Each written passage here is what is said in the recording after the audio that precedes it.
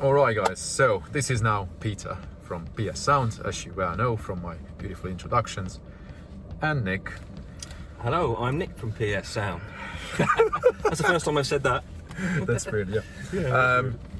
You could see the pictures on Facebook. If you haven't yet, then go on PS Sound on Facebook. Even if you don't have Facebook, you can go on it, you can see all the build pictures, then you will see some pictures when Nick was pulling his hair out, soundproofing his car. Some of that was back breaking, that was contortionist, wasn't it? Getting in the wheel arches. You But good result. You haven't even seen the pictures and the captions I wrote, but I told to Nick that I had a few funny comments under the pictures, that you learned that it's not an easy job. No, it was a baptism of fire. I loved it. It's good. Got to start somewhere, mate. Yeah, but it's now you can tell the difference in the car. It's so quiet. Yeah, we just come out to Seaford on a little run out, and it's so quiet. So quiet, so relaxing a space to be in. It makes such a difference. Yeah. I was worried about the frameless doors, that a lot of noise would come through the top of the glass, but actually it's not an issue. We will see what the owner says tomorrow when the car is collected. I was lucky to bring the car out. He allowed it. Normally I don't do it. I don't like driving customers' cars. But no, you broke your own rule there a bit, didn't you? Yeah, but he said it's all right. Normally I would take it down to the beach at the end with the owner, take pictures and whatnot. But normally I don't like driving them. But now, it's important that you can also get a bit of feedback from Nick, who is possibly, you are on the same level with most people who've never had anything like this, right? Yeah, I guess. I've heard your car on a few occasions, but yeah, starting from scratch. Yourself, you haven't heard anything like this. You could see the whole process from the beginning. You also built the sub box. Yeah. So the involvement which goes in, you mean, to the build. Yeah, it's an incredible amount of work. And that's what makes the biggest difference. Yeah, it's amazing. Nick was there with me at the very beginning when we took a few pictures of the equipment, when we laid it out for the introduction video you could see, which I'm going to put in the description as well so you can find it. And people look at all that equipment and wow, it's a lot of money, it's beautiful. Many people wishes if they could ever have anything like this. Many years ago, I wasn't even in the position to be able to afford anything like what we have in this car. No. But that doesn't mean anything. Buying fancy stuff is not going to guarantee you good sound, because actually the magic happens after, when it gets installed properly, and that's the key word. Yeah, I sat in on your tuning, and yeah, you were working black magic as far as I'm concerned.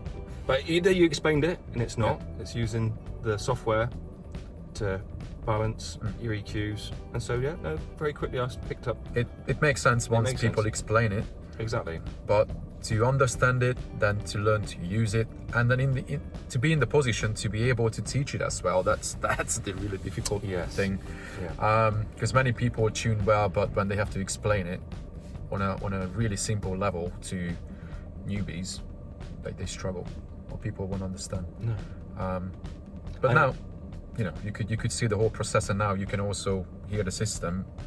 Yeah, and a vital part of the process. Surely you can go mental and go mad with all this hardware, but if you don't at the end do what you did with it and do it with all the cars, then it's not going to you're not going to optimize the sound. No. That's amazing. It will be just fancy things looking possibly great, but the sound won't come with it. Yeah. I got many messages yesterday. I don't mention anything because then it may give clues to other people in the trade.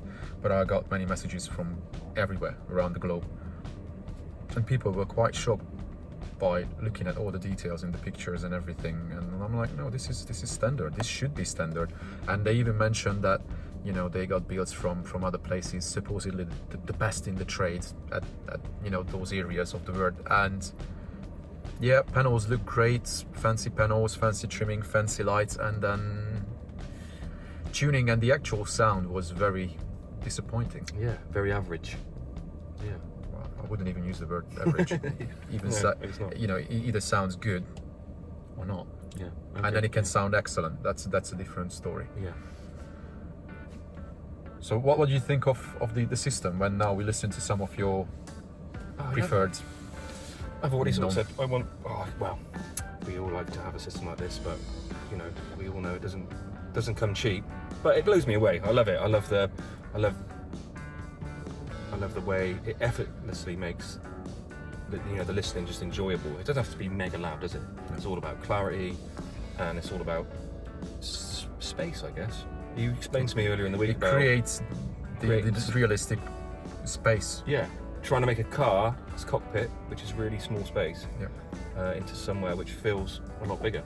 I think that's a key. If the recording and the mastering is done in a way that they recorded a large space, you should get the same feeling. Yeah. And quite often in cars, people just focus on left and right, their stereo, and it just shrinks everything in. It's a small space still. Even if you hear the reverb, it's not realistic. That's where the rear feel, differential rear feel, if it's tuned well, comes into play. And then you could also sense it now that it makes a big difference when it's done well. Yeah. And we didn't even use fancy speakers. We actually used the Harman & Kardon factory speakers for that. People just tune them and EQ them to optimize. Yeah. Optimizing. That's a word we use quite a lot, or you use quite a lot. Optimize. We could say that. Yeah. Optimize the sound that you hear in the cabin, because you not only tune the system, you tune the cabin really. Yeah. It changes it. It makes, on the speakers what you hear from them. So yeah. Tune. Magic. Okay, so now I'm going to run through the system. I'll show you what we did in the trunk at the front, so I'm going to explain it in better detail. So get popcorn and drinks, guys, because this is going to be long, probably another half an hour. But this will give you a beautiful idea about everything, all the work that went into it, with some pictures, and then in the description you will find links to Facebook as well, the introduction of this car and everything else. So buckle up. Stay tuned. And I carry on. So let's start with the back of the car. We have nothing in this car, right? Yeah, this is not what I normally do, but it was a good challenge in its own way. Those are not made by me. This is a 2-3-year-old car, and the owner uses it properly.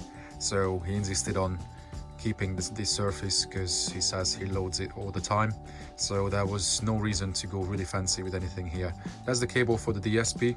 I just left it in after tuning till the client also hears the system in case we have to do any changes to his personal preference. So that's where we have the cover for the sub where it can breathe through. Because I modified the factory panel. As you see, it has a 12mm ply, many holes routed out, rounded over, bonded in, so the sub can breathe through. Otherwise, if you don't do that, the whole panel would just vibrate and rattle. Plus, the bottom of the panel would have reached the top of the sub. Clearance was very, very tight in this car. So as I said it in the introduction video, we had the HDSP5 from Zapco running the whole system. We have optical input through the Helix SDMI 25, which is tucked away down there, tapping into the MOS line to the fiber optic, gives optical. We also have the HD Bluetooth module, but I have a feeling that the client won't need it. I just put it in just as an option. It's really an expensive addition. It could be considered as a gift for the system. It's so cheap, because that's not cheap. Custom made RCAs from Tchernov cable, Tchernov plugs with Tchernov interconnects, and we have the two Zapco 150.6. so one of them runs mid, tweet and the sub on bridge channels, and the other one has the underseat drivers on bridge channels. So we use 4 channels for the pair of underseat drivers, and the last 2 channels run the rear fill in the doors using the factory Harman & Kardon speakers. The sub enclosure was quite tricky. First I thought that I would just build a pretty basic flat enclosure, but this was the most practical and easiest way to install the DSP within short distance from the amps, instead of tucking it away somewhere over there and then bring many cables through. This way we lost a bit of a space from the sub box, but I could still see it happen and create enough airspace for the sub, because this sub doesn't require too much to play pretty well. We did the usual puzzle technique. Actually, Nick built it. 80-90% of this was built by Nick. I was just delegating and showing him things how to do. He's very skilled in that way with wood. So we have 21 liters altogether, which is all right. It starts to play from 26 hertz. 28 is solid, and from 30 it's crazy. Actually, the car is pretty long, so it's like a long gas state. It peaks at 33, and it has really great output over there. Yeah, not for crazy bass heads, but it has way more headroom for the front end that we need, so it's enough on the bridge channels from the AP amp. As you can see, the trimming is not beautiful, it's not fancy, because I wanted to rather make sure that the sub is not in contact with the panel, because the panel is sitting on it. So underneath the carpet we have foam on it, and around the sub there's dual layer closed cell foam, really soft type. So when the panel comes down to it, if there's any bounce on the panel or anything like that, you don't hear anything. It doesn't rattle, which was more important for me than the actual look, because you know, even the LED light wouldn't be needed really, but that comes up with the factory LED circuit, because the car has factory LEDs down there, which is really cool. So I tapped into that, and then those lights come up with those factory lights. Other than that, you know, no magic. That panel for the amp was bolted down at 4 points. You can find on the pictures on Facebook. There's another small panel underneath the DSP which was bolted down at 2 points. So then the subwoofer bolts onto those panels. There's a bracket here, and there's another bracket over there. And on the other side, if you can see, just right there, fuses, easy to get to, 2 amps, DSP and the SDMI box, and the bloody seagulls. That's what happens when you live close to the beach.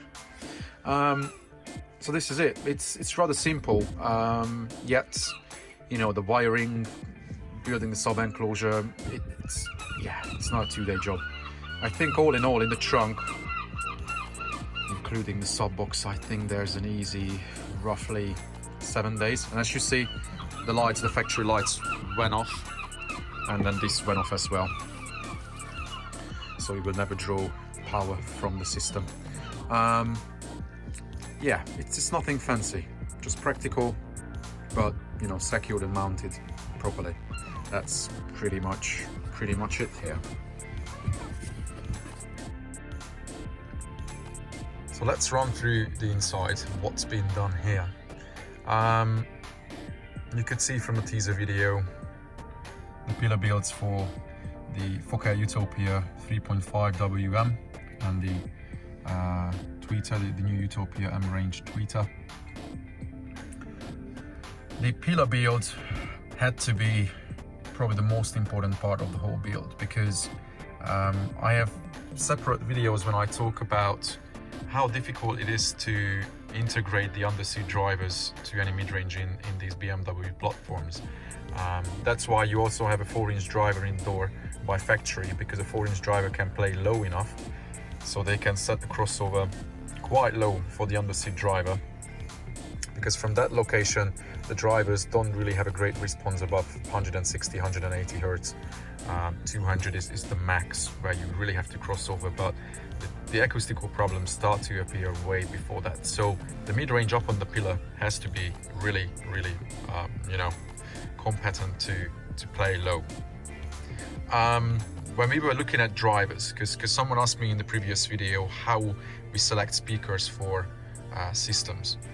Well, yeah, it's a complex story, because in this car especially, we had to find something that could be also kind of tied into the design of the car when it comes to the look and the design of the speakers as well. The owner had a really healthy budget, probably not as healthy as using like the really fancy Accutone automotive drivers, but he told me that he just couldn't see himself seeing white cones, the ceramic cones in this car, because there's a really nice contrast between beige and black and this nice wood insert. Normally I don't like wood inserts in cars, but I really like this one. It's really like my style.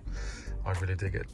And you know, we had to find speakers that would fit, and I even shared many posts on Facebook regarding what people would do with the focal speakers as well, because the basket of the mid-range is polished aluminium. It's really shiny, it has a really high level of bling. It was clearly designed for the, you know, Far East market, because people like bling over there. They even put LED lights around the speakers that I don't want to say I would never do, but you know, hopefully I never have to do, because I prefer everything sort of integrating into the interior and disappearing, and I just want the ears to focus on the sound. You don't want to pull attention with your eyes onto builds. So we had to get rid of that shiny part of the basket, which can be seen once you put the grille on, that you can't see now. So I had to black that out with a clever trick. I didn't have to spray the speaker or anything like that. I had a rubber gasket placed above the basket around, and it just made that shiny thing disappear completely. I had to black out the boards as well for the drivers and for the tweeters as well, because we just wanted to make everything look black. So that's pretty much the decision on speakers when it comes to the look. Then of course we needed mid-range drivers in this car which could play low enough, which is a very, very difficult task from up the pillar. When you know, you can't place anything large there. We were looking into micro precision like the Z line, but he didn't quite like the design of them. They were too much in the face. Then we would have needed speaker cloth to hide them, and they are also larger. Once you put a grill on them, they are way larger, and especially on driver's side it would have been way too bulky, you know. At least these focal drivers had a relatively low FS, so I could see a chance to make them work good enough to play low enough for the underseat drivers. Yes, I had to put in hell of a lot of work into the pillar to make it rock solid. As you can see, the main structure of the pillar was made out of plywood, bonded and fiber filled to the pillar.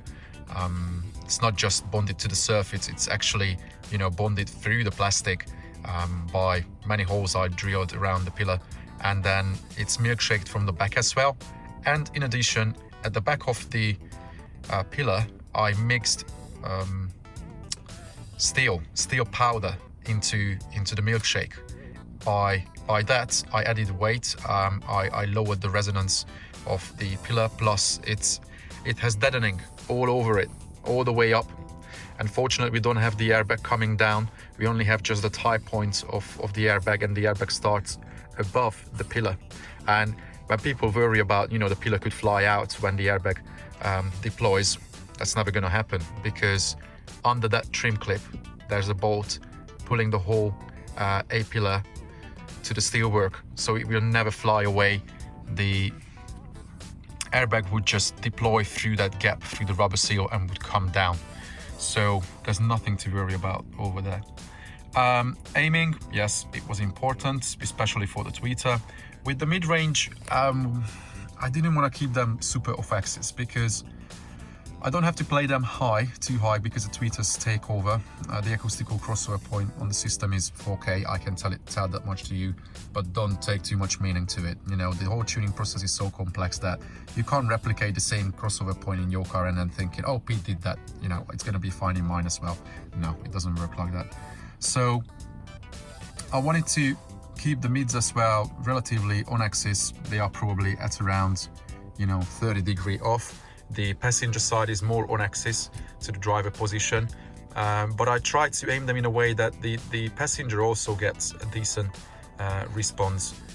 Because if that was off axis like that, it would sound very different on the passenger side than on driver side, and vice versa. So this way we get a more symmetrical response, even if the whole car is tuned to the driver.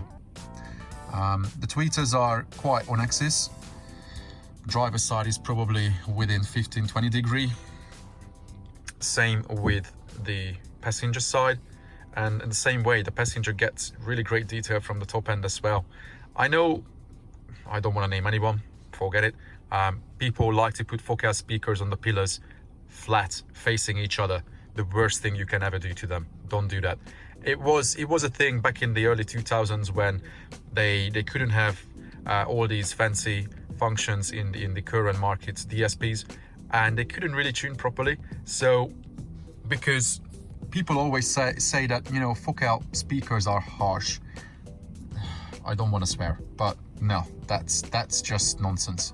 The fact is that Focal, Accuton, and many other drivers, I don't want to say that many drivers with metallic cones or really stiff cones with low distortion, because there are soft domes as well with good characteristics when it comes to distortion levels, and which are also very transparent.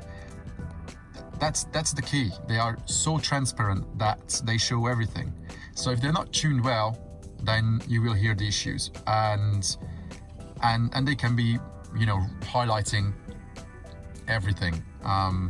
Whereas with a speaker setup where, you know, the speakers don't deliver that level of detail, yeah, it can sound more laid back. But then how do you get that detail into the system to make it realistic?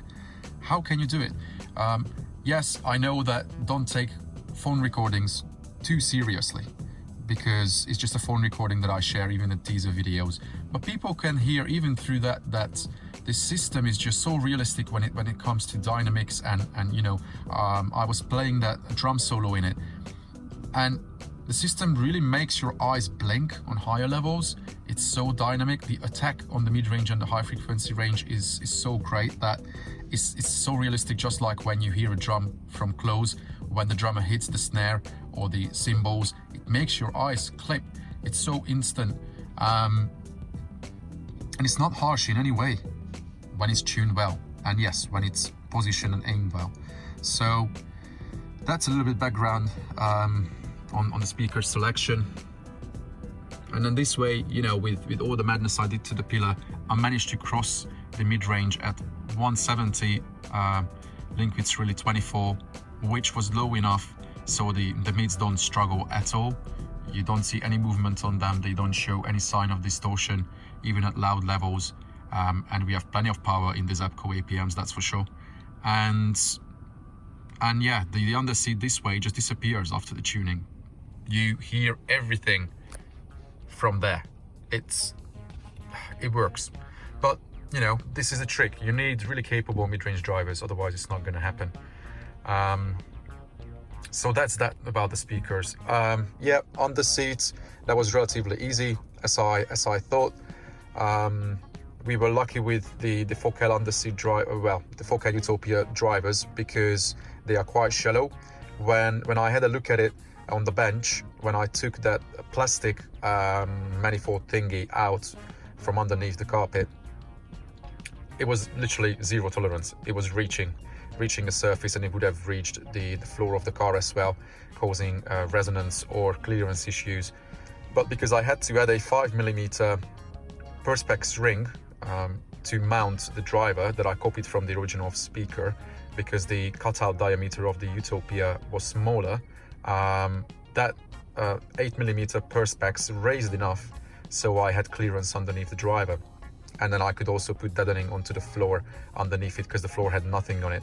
You know, I covered that area underneath the driver with 2mm deadening, and it made everything hell of a lot better. And technically, these plastic things in these BMWs are kind of IB manifolds breathing outside to the side chassis rail. It's not fully free air, well, infinite buffer, whatever you call it. There's some sort of resistance on it. It would be way better if I could cut the floor underneath the driver and then have like a 5-inch hole underneath the driver, and then it would breathe properly. It would have even better performance, but to be fair, it does really well. It plays down to 45 Hertz very well, so it was pretty easy to integrate the subs, well, the sub at the back. And that's pretty much it about the speakers. Then up front, client wanted to control everything from the factory head unit, so we have the option to play from the USB, which is in there, or we can also connect the phone to the system, and then you can still change tracks and everything, so it's really easy to use it. And I agree with him that it's just so beautiful, especially with the head-up display. You can even see the track list, you can change tracks that easily. You just scroll and hit the button, and then you change the track, volume, everything is right here. So it's quite simple, you know. And then now as I'm scrolling, it doesn't show on the screen, but it shows how I scroll on it. Click the button, and then the track is also changed on the screen then. So it's really easy and nice to live with it. He has enough amount of good, well-recorded tracks, plus the phone sounds pretty good as well. I still prefer to have a DAP with digital input, or actually we have the controller down here for the Zapco HD SP5, and I added the HD Bluetooth module as well, so there's a chance to stream directly to the DSP, but then the volume control is there or on the device. This shouldn't be touched at all. If presets changes are needed, then that's pretty much the only case when you need it, or sub level, you can adjust the sub level. But to be fair, the sub is integrated so well in the system that you don't even really have to touch it. The car is very quiet after we put 6 days into soundproofing. We even soundproofed the wheel arches from the outside, inside, outside, the whole trunk, in and out, everywhere. All the doors, in and out, door cards, everything was done, and it made the car really very, very quiet. It has the 3-liter bi-turbo engine, petrol engine, and you can't hear anything from it. It's beautiful. So you don't have to turn the music up high to enjoy it. Even at moderate levels, you hear all the notes in the bass line. And yeah, that's the point when people say that, oh, there's no point to spend a lot of money, you know, on expensive audio system in a car, because it's just pointless. You won't hear anything. I'm like, well, get a quiet car, make it even quieter, and then there you go, easy peasy. So overall, yes, this project wasn't simple. It had its own challenges. Normally, I'm not a big fan of OEM style. I like to show the equipment in the trunk.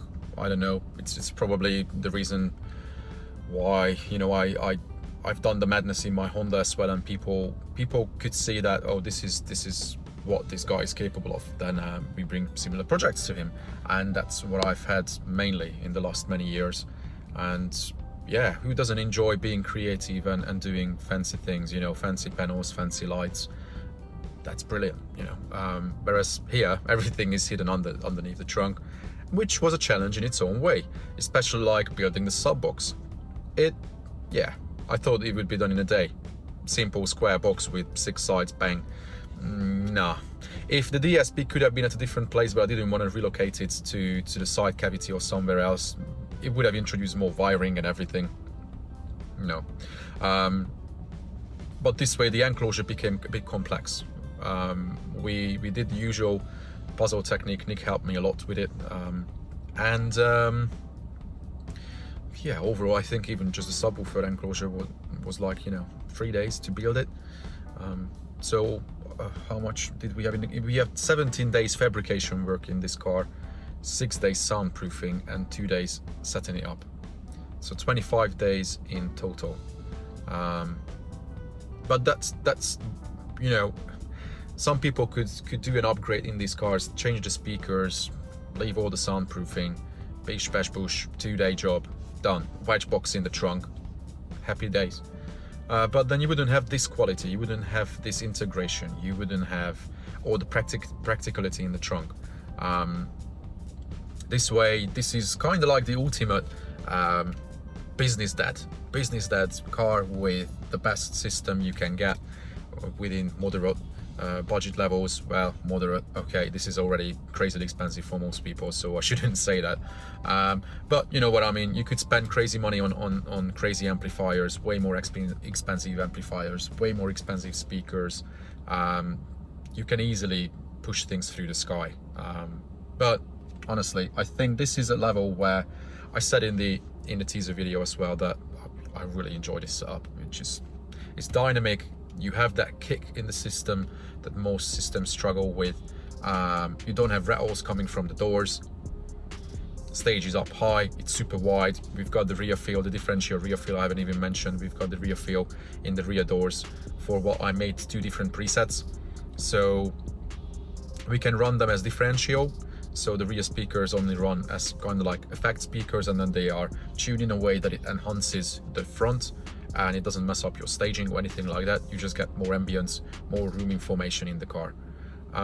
But with a different preset, you can turn the rear speakers into full range, so they play everything, and it gives a little bit better feel for the rear passengers, which is a really low percentage of the time when the owner actually wants to play for others in the car. He said that 95% of the time, this is my place. So yeah, he can't really enjoy music at home anymore with a small baby. And it comes, you know, it comes for everyone.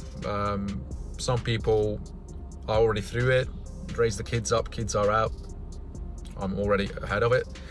Hopefully it happens soon. I wanna experience family life as well. Fingers crossed. But yeah, that's pretty much it about it. What you have to know about this crazy OEM Plus style build we've done in this 6GT. Very important thing. You could see, some of you could see that I started the Patreon channel, because I know that this is a bit cruel now that I'm not going to share all the build videos with you guys on YouTube, because it takes so much time. Honestly, I can't cope.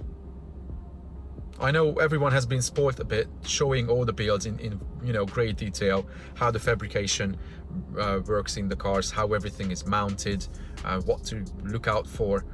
Like that's why I did that video series of the Mega Megane we did in September with Lee from Platinum, where we shared everything, every single part of it, how the mid-range and the tweeter were installed, how the mid-bass, the trunk, and everyone could see everything to the last detail, how everything was built in the car, not just, you know, once it's done and then you see the fancy finished panels and whatnot.